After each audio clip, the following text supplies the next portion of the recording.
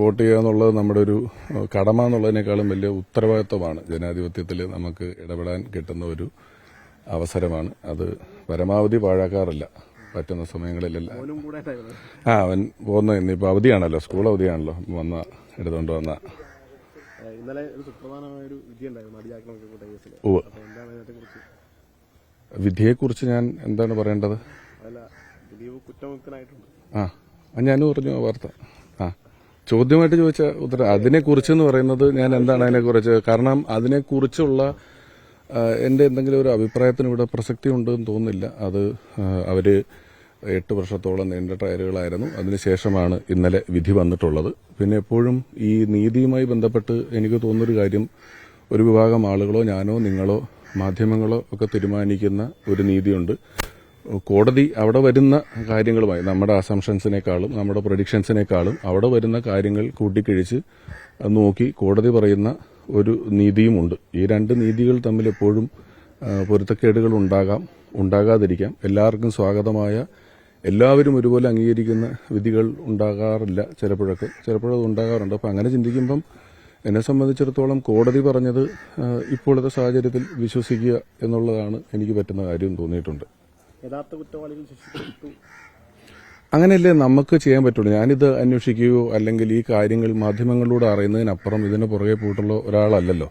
അപ്പോൾ കോടതി പറയുന്നു ഇത്ര ആളുകളാണ് ഇത് ചെയ്തിട്ടുള്ളത്, ഇന്നയാൾ ഇതിനകത്തില്ല എന്ന് പറയുമ്പം എനിക്കതിനപ്പുറത്തേക്ക് ഒരു കാര്യം സ്റ്റേറ്റ്മെന്റായി വെക്കത്തക്ക രീതിയിൽ എന്റെ കയ്യിലൊന്നുമില്ല. സിനിമാ മേഖലയിലെ WCC അടക്കമുള്ള സംഘടനകൾ ഇന്നത്തെ ആ ഒരു രീതിയിൽ തൃപ്തരല്ല. അതങ്ങനെയാണല്ലോ. ഞാൻ അതല്ലേ ഇതിന് തൊട്ടു മുമ്പ് പറഞ്ഞത്, ഒരു വിധിയിലും രണ്ട് പക്ഷം തമ്മിലുള്ള അല്ലെങ്കിൽ രണ്ട് കാര്യങ്ങൾ തമ്മിലുള്ള ഒരു വാദപ്രതിവാദങ്ങളാണല്ലോ നടക്കുന്നത്. അപ്പോൾ ഒരു വശം എപ്പോഴും അങ്ങനെ നീതി നമുക്ക് നേരത്തെ ഫിക്സ് ചെയ്ത് വെച്ചിട്ട് അത് കിട്ടണമെന്ന് പറയാൻ പറ്റില്ലല്ലോ. കോടതിയുടെ ചടങ്ങുകൾ, കോടതിയുടെ നിലപാടുകൾ എപ്പോഴും അവിടെ എത്തിയ കാര്യങ്ങൾ അപഗ്രഥിച്ച് അവര് പറയുന്നതിൽ നിന്ന് എടുക്കുന്ന തീരുമാനമാണെന്നുള്ള ബോധ്യം എനിക്കുള്ളതുകൊണ്ട് എനിക്കതിനകത്തൊരു പ്രെജുഡിയസ് ആയിട്ട് ഇന്നതാണ് ഈ കേസിലെ വിധി വരിക, അതുകൊണ്ട് ഇത് ഇന്നപോലെ നടക്കാവുള്ളൂ എന്ന് ചിന്തിക്കാനുള്ള സ്വാതന്ത്ര്യം ഇല്ലാത്ത ആളാണ് ഞാൻ. ഇപ്പോ ദിലീപിനെതിരെ ഗൂഢാലോചന കുറ്റമാണ് ചുമത്തിയത്. സ്വാഭാവികമായിട്ടും ദിലീപ് കുറ്റക്കാരനല്ല എന്ന് കോടതി കണ്ടെത്തി. അതൊരു വേട്ടയാടലാണ്, അങ്ങനെ എന്തെങ്കിലും ആണ് നിലവിൽ ഇപ്പോൾ ഗൂഢാലോചന കുറ്റം ചുമത്തിയവർക്കെതിരെ ദിലീപ് നിയമനടപടിക്ക് പോകാൻ പോകുന്നത്? അല്ല, ചെയ്തിട്ടില്ലെങ്കിൽ അതങ്ങനെ വേട്ടയാടലാണ്. അത് നമുക്കറിയില്ലല്ലോ. അത് അദ്ദേഹമാണ് പറയേണ്ടത്. ഈ വേട്ടയാടപ്പെട്ടത് അല്ലെങ്കിൽ ഞാൻ ഇത്ര കൊല്ലം വേട്ടയാടപ്പെട്ടു എന്ന് ഇന്നലെ അദ്ദേഹം ഇറങ്ങിയ ശേഷം സ്റ്റേറ്റ്മെന്റ് പറഞ്ഞിട്ടുണ്ട്. ഇനി അത് അദ്ദേഹം പ്രൂവ് ചെയ്യണം. അങ്ങനെ അതാണ് അദ്ദേഹത്തിനെതിരെ വേട്ടയാടപ്പെട്ടിട്ടുണ്ടെങ്കിൽ അദ്ദേഹം അത് കോടതിയിൽ പ്രൂവ് ചെയ്യേണ്ട കാര്യമാണല്ലോ.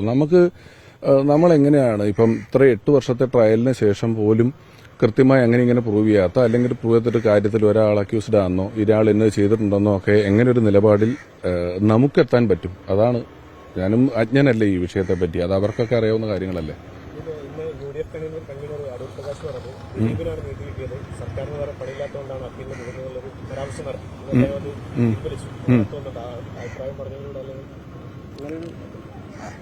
അതൊരഭിപ്രായമായിട്ട് ഈ കാര്യത്തിൽ ഞാൻ പറഞ്ഞില്ലേ, ഇത്തരത്തിലുള്ളൊരു കേസിൽ എല്ലാവർക്കും വ്യക്തിപരമായ അഭിപ്രായങ്ങളുണ്ട്. നമ്മുടെ അഭിപ്രായങ്ങൾക്ക് ഇതിനകത്തൊരു പ്രസക്തിയില്ല. അവിടെ തെളിവുകളും വാദപ്രതിവാദങ്ങൾക്കൊക്കെ അനുസരിച്ചാണ് എടുക്കുന്നത്. അപ്പം ഒരുപക്ഷെ അദ്ദേഹം പൂർണ്ണമായിട്ടും ഇത് ഇങ്ങനൊരു ക്രൈം അദ്ദേഹം ചെയ്തിട്ടില്ല, ദിലീപേട്ടൻ ചെയ്തിട്ടില്ല എന്ന് വിശ്വസിക്കുന്ന ഒരാളാണെങ്കിൽ അത് ഇപ്പുറത്താണെന്ന് പറയുന്നത്. അല്ല, അതിജീവിതയ്ക്കൊപ്പം നിൽക്കുന്ന ഒരാൾക്കും, അപ്പോൾ ഞങ്ങളൊക്കെയാണ്, എനിക്ക് ഇവരെല്ലാവരുമായിട്ടും എല്ലാവരുമായിട്ടും വ്യക്തിപരമായ അടുപ്പമുള്ള ആളാണ് ഞാൻ. അപ്പോൾ നമ്മൾ അതിജീവിതയ്ക്കൊപ്പമാണ് നമ്മൾ നിൽക്കുന്നത്. എങ്ങനെയാണ് നമ്മൾക്ക് പിന്തുണയ്ക്കാൻ പറ്റുന്നത്? നമ്മൾക്ക് മാനസികമായ പിന്തുണ കൊടുക്കാം, അല്ലെങ്കിൽ അങ്ങനെയൊക്കെയല്ലേ നമുക്ക് പറ്റുള്ളൂ. ഇതിപ്പോൾ ഒരു ക്രൈം നടന്നു കഴിഞ്ഞു. ഈ ക്രൈം ചെയ്ത ആളുകൾ ഒരാളുടെ പേര് പറയുന്നു, അയാൾ ഞാനിതല്ല ചെയ്തതെന്ന് പറയുന്നു. എനിക്കും നിങ്ങൾ പറയുന്നതിനപ്പുറം, ഈ മാധ്യമങ്ങളിലൂടെയുള്ള അറിവിനപ്പുറം ഒരു കാര്യം എങ്ങനെയാണ് ഇത് ചോദിച്ചറിയാൻ പറ്റുന്നത്? അത് വെച്ച് നോക്കുമ്പോൾ ഓരോരുത്തരും അവനവന്റെ അഭിപ്രായങ്ങൾ പറയും.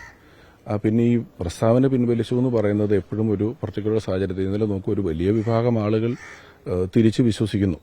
അവരും ഇങ്ങനെ നമ്മൾ പറയുന്ന പോലെ അറിഞ്ഞോ അറിയാതെയോ അല്ലെങ്കിൽ കാര്യത്തെക്കുറിച്ച് പഠിച്ചോ പഠിക്കാതെയോ കേട്ടറിവുകളും ഊഹാപോഹങ്ങളും വെച്ച് അവരും ഒരു ഡിസിഷനിൽ എത്തിയിട്ടുണ്ട്. അപ്പോൾ അതിനോട് യോജിക്കാത്ത സ്റ്റേറ്റ്മെന്റുകൾ വരുമ്പം ആക്രമണങ്ങൾ അല്ലെങ്കിൽ അതിനെക്കുറിച്ച് പലതും പറഞ്ഞു വരാം. അതിപ്പോൾ നമ്മളിപ്പോൾ ഇത്തരത്തിൽ സംസാരിച്ചതിന്റെ ഈ പറഞ്ഞ കാര്യങ്ങൾക്ക് എതിരഭിപ്രായമുള്ള ആളുകൾ ഇതിൽ വന്ന് ചിലപ്പോൾ എന്നെ ഇനി ചീത്ത വിളിക്കാനുള്ള സാധ്യതകളുണ്ട്. അത് നമുക്കൊന്നും ചെയ്യാൻ പറ്റില്ല. അതിലാരും പിൻവലിക്കേണ്ടി വരുമോ പിൻവലിക്കൊന്നും വരില്ല. എല്ലാവർക്കും അത് പറയാനുള്ള സ്വാതന്ത്ര്യമുണ്ട്. എന്നെ സംബന്ധിച്ചിടത്തോളം ഈ പറഞ്ഞതുപോലെ കോടതി എടുത്ത ഒരു തീരുമാനത്തിനപ്പുറത്തേക്ക് ഇതിനെക്കുറിച്ച് അന്വേഷിച്ച് നടന്നിട്ടില്ലാത്ത എനിക്ക് ഒരഭിപ്രായം കൺക്ലൂഡ് ചെയ്ത് പറയുക എന്ന് പറയുന്നത് എളുപ്പമല്ല. കോടതി പറഞ്ഞതിനെ വിശ്വസിക്കാനേ പറ്റുള്ളൂ. ഈ വിഷയത്തിൽ ഏതെങ്കിലും ഘട്ടത്തിൽ ദിലീപ് കുറ്റക്കാരനാണെന്നൊരു തോന്നലുണ്ടായിട്ടുണ്ടോ? ഏതെങ്കിലും ഒരു ഘട്ടത്തിൽ അങ്ങനെ തോന്നിയിട്ടില്ല. കാരണം എനിക്ക് തോന്നാൻ എന്റെ കയ്യിലൊന്നും ഇല്ലായിരുന്നു. ഞാൻ അങ്ങനെ ഒരു കേസ് കേട്ട ഉടനെ ഒരാൾ കുറ്റക്കാരനാണ് എന്ന് തോന്നാൻ എനിക്ക് പറ്റില്ലല്ലോ. കാരണം ഇത് പറഞ്ഞ ആളെ എനിക്ക് വ്യക്തിപരമായി പരിചയമില്ല. അയാൾ പറയാണ് ഇന്ന ആള് പറഞ്ഞിട്ടാണ് ഞാൻ ചെയ്തതെന്ന് പറഞ്ഞത്. അത് കേട്ട ഉടനെ എനിക്കിത് കുറ്റക്കാരനാണെന്ന് ചിന്തിക്കാനുള്ള ഒന്നും എന്റെ കയ്യിലില്ല.